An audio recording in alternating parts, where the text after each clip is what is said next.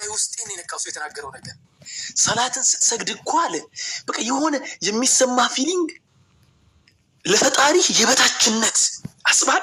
አንተ ለፈጣሪ ስታጎበድድ ስትሰግድለት ራስን የበታች አድርገህ ዝቅ አድርገህ ኃያል ሆነው አምላክ። ለሰው ልጅ እኮ ዝቅ ብለህ እኮ አታውቅም። የሰው ልጅ ማናባቱ ይዳፈራል? ማናባቱ ነው እጁ ወደ አንተ ዝቅ ሊሰነዝር የሚችለው? አፍንጫውን ትለዋለህ የሰው ልጅ። ምክንያቱም እኩልህ ነው፣ እኩሉ ነክ። ፈጣሪ ሲሆን ግን የምታከብረውን ግንባርህን መሬት አስነክተህለት ትሰግድለታለህ። ሙሉ በሙሉ ያንተ ነኝ፣ ካንተ ውጭ ማንም እንዲህ ዝቅ ሊያደርገኝ አይችልም፣ ለአንተ ስል ግን ዝቅ ለማለት ዝግጁ ነኝ ብለህ በፈቃደኝነት እኮ ነው የምትሰግድለት። ይሲ ያንን ደረጃ ወርደህ እንትን ስትል ለፈጣሪ ውዴታውን ስትፈልግ ፈጣሪ ደግሞ አንተን ይክስሃል። በምንድን ነው የሚክስህ? የእሱን ፍራቻ ውስጥ ይጨምርልህና እሱን ብቻ እንድትፈራ ያደርግልሃል። ከዚያ በኋላ ከሁሉም የሰው ልጅ በለጥክ ማለት ያ ነው። خلاص ኢላ ቢተቅዋን ያሉት በፍራቻ ከሆነ አላህ ደግሞ ቁርአን ላይ ሲናገር ምን አለ? ያ አዩሃ الناس ኢና خلقناكم من ذكر وانثى وجعلناكم شعوبا وقبائل لتعارفوا ያ አዩሃ الناس እናንተ የሰው ልጆች ሆይ ትልቁም ትንሹም ነጩም ጥቁሩም ስሙ በደንብ አድርጋችሁ ኢና خلقناكم እኛ እኮ ፈጠርናችሁ አለ ረብ العزة والجلال من ذكر وانثى ከወንድና ከሴት ልጅ ፈጠርናችሁ፣ እሱም አደምና ሐዋ ናቸው። ወጀዐልናኩም አደረግናችሁ ቀባኢል ሹዑበን ትናንሽ ጎሳዎችና ወቀባኢል ትላልቅ ብሔሮች አደረግናችሁ። ሊተዓረፉ ወይ ደግሞ ሹዑበን የሚለው ገዘፍ የሚለው ይሆናል፣ ብሔር ብሔረሰብ ይሆናል ሹዑበን የሚለው። ወቀባኢል ማለት ደግሞ ትናንሽ ጎሳዎችንም ሊተዓረፉ ልትተዋወቁ ዘንድ። አላህ እኮ ኢትዮጵያ ውስጥ እኮ ኦሮሞ፣ አማራ፣ ትግሬ፣ ሶማሌ፣ ወለኔ፣ ጉራጌ እንትን አድርጎ ሲፈጥረን እንድንጠላላ እንድንበላላ አንደኛውን እንዲተች እንዲሳደብ ያንተ ብሔር እንትን ያንተ ብሔር እንድንባባል አይደለም። ላ ሊተዓረፉ እንድትተዋወቁ ዘንድ ነው ይሄን ነገር ያደረኩላችሁ። ይሄ ጎሳና ብሔር የሚባለው ነገር ሙሉ በሙሉ ከጠፋ ዝሙት የሚባለው ነገር ይንሰራፋል። ሰው ሁላ ዝም ብሎ በየሄደበት እየወለደ ይሄዳል። ግን ያንተን ጎሳ የምታውቅ ከሆነ ያጎትህ ልጅ የምታውቅ ከሆነ አንተም ፈጣሪ ከፈቀደልህ ውጭ አትወጣም፣ እሱም እንደዚያው። ሰው ሁላ የፈጣሪን ድንበር ይጠብቃልና ሊተዓረፉ እንድትተዋወቁ እንዲያደረግነው። ኢነ አክረመኩም ከእናንተ መሀል እኮ በላጫችሁ የሚባለው በደረጃ ዐንደላሂ አላህ ዘንድ አትቃኩም ፈጣሪውን የሚፈራ ነው። አንድ ይሄ ነው። ከዚያ ውጭ ደግሞ በኢስላም ውስጥ ሁለተኛ ነገር የእውቀት ደረጃ የሚባል ነገር አለ።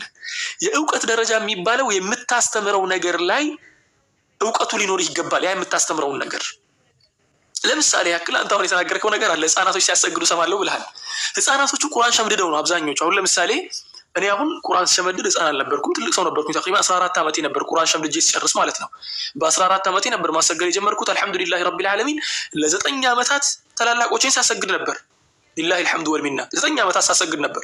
ከዚያ በኋላ ያው ካምፓስ ገባው ምናምን ብዙ ነገሮች ተፈጠሩ። ከሀገርም ሄድኩኝ፣ ሌላ ቦታ ሄድኩ። ያ ነገር ቢዚ ያደረገኝ ከማሰገዱ። ዘንድሮም ሳሰግድ ነበር።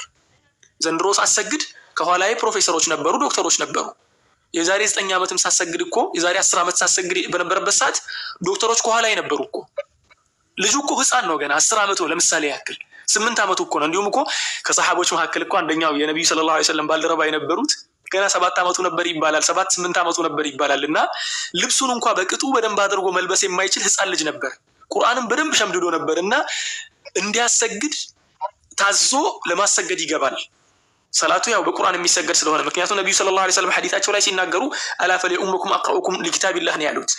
እናንተን የሚያሰግዳችሁ ቁርአንን በደንብ አድርጎ የቀራ መቅራት መሆን አለበት ብለው ስለተናገሩ ማለት ነው። በቁርአን በላጩ ማሰገድ ይችላል ስላሉ ያ ልጅ ገብቶ ሲያሰግድ ልብሱ ሁላ ይገለጥ ነበር ነው የሚባለው። ልጁ ጎንበስ ሲል ልብሱ ሁላ ይገለጥ ነበር፣ እንዲህ ከታፋው ላይ እንዲነሳ ነበር ልብሱ ሁላ ማለት ነው። ማለት ያን ያክል ልጅ ነበር፣ ህፃን ነበር። በኢስላም ልጅ ሆንክ ትልቅ ሆንክ የንትን እርከን ተብሎ የሚኬድ ነገር የለም። እውቀቱ አለ አይደል? ያን ነገር ከበር ታደርጋለህ። ግን ፈትዋ ሲጠየቅ ግን ባለቤት አለው። ፈትዋ ብሎ ማለት ውሳኔ ማለት ነው። የፈጣሪ ውሳኔ በዚህ ጉዳይ ላይ ምንድን ነው ብለህ ስትጠይቅ አዋቂዎችን ይሻል። ያን ነገር በደንብ አድርገው የሚያውቁ ያን ነገር የተማሩ መናገር የሚችሉ መሆን አለባቸው። ምክንያቱ ሲባል አንድ ግለሰብ የሆነን ፈትዋ ሲሰጥህ በዚህ ጉዳይ ላይ የፈጣሪ ውሳኔ ይሄ ነው፣ አላህ በቁርአን ላይ እንዲህ ብሎ ወስኖልሃል፣ ወይ ደግሞ ሐዲስ ላይ እንዲህ ብሎ ወስኗል፣ ወይ ደግሞ በኢስላማዊ እይታ በኢስላማዊ ጽንሰ ሐሳብ ያንተ ጉዳይ ከዚህ ነገር ጋር ስለሚያያዝ ውሳኔው ይሄ ይሆናል ብሎ ኢስላማዊ ውሳኔ የሚሰጥክ በደንብ መታወቅ ያለበት ነገር ደግሞ የሰው ልጅ እኮ አይደለም መዳኛው የሆነውን ጥያቄ ለመጠየቅ ይቅርና ኖርማል ሲታመም ራሱ እኮ ትክክለኛ ዶክተር ጋር እኮ ነው የሚሄደው። የማንም መንደር ውስጥ ፋርማሲ ለከፈተ ሰው ጋር ሄዶ እንትኔን አሞኛልና መድኃኒት ስጠኝ አይለውም። ዶክተር ጋር ነው የሚሄደው። ልክ እንደዚያ የሆነ ጥያቄ ሲኖርህ እውቀቱ ያላቸውን ሰዎች ጠይቃለህ። እውቀቱ ያለው ሰው ይነግርሃል። ምክንያቱም አላህ ስብሐነሁ ወተዓላ ቁርአን ላይ ሲናገር ፈስአሉ አህለ ዚክሪ ኢንኩንቱም ላ ተዕለሙን፣ በሆነ ጉዳይ ላይ እውቀቱ ከሌላችሁ የዚያ ነገር የእውቀቱ ባለቤት የሆኑ ሰዎችን ጠይቋቸው ይላል ማለት ነው። ይሄን ያለው ነገር ጥያቄህን የመለስኩልህ ይመስለኛል። የሰው ልጅ እኩል ነው፣ በፈጣሪ ፍራቻ ብቻ ነው የሚለያየው። ከምናውቀው ነገር ውጭ ማውራት ደግሞ የተከለከለ ነው በኢስላም። በጣም አመሰግናለሁ። ሰዓት ያለውበት ቦታ በጣም እንትን ነው። እንቅልፍ ታይማችሁ ነው መሰለኝ። እኔ ሀገር ቤት ውስጥ ሆኜ ነው እንትን የምለው። ለእናንተ ገና ነው እናንተ ገና አሁን በጣም ነው የማመሰግነው። እቺ ጩጮቹ የሚያሰግዱበት ምክንያት በጣም ከንክኖ ነበርና ማለት በእንትን ነው የሚያሰግዱት። አሁን ከኋላ አሉ ሲባል እንዴት ነው? ቁርአን አይዙም እነሱ። ለምሳሌ አሁን ቁርአን ይዘን አይደለም የምናሰግደው። ስናሰግድ እኔ አሁን ከሆነ ልጅ ጋር አሰግጄ ነበር። ልጁ አሁን 10 ዓመቱ ነበር የዚያኔ ከኔ ጋር ያሰገደው። ማንኛችንም ቁርአን መያዝ አይፈቀድልንም። ቁርአንን ስናሰግድ ደግሞ 20 ገጽ ነው የምናሰግደው በአንድ ቀን በ20 ገጽ ነው። ምክንያቱም በወር ውስጥ 604 ገጽ ማለቅ አለበት በአንድ ወር ውስጥ ማለት ነው። የመጀመሪያውን ቀን 22 ገጽ ነው የምታሰግደው።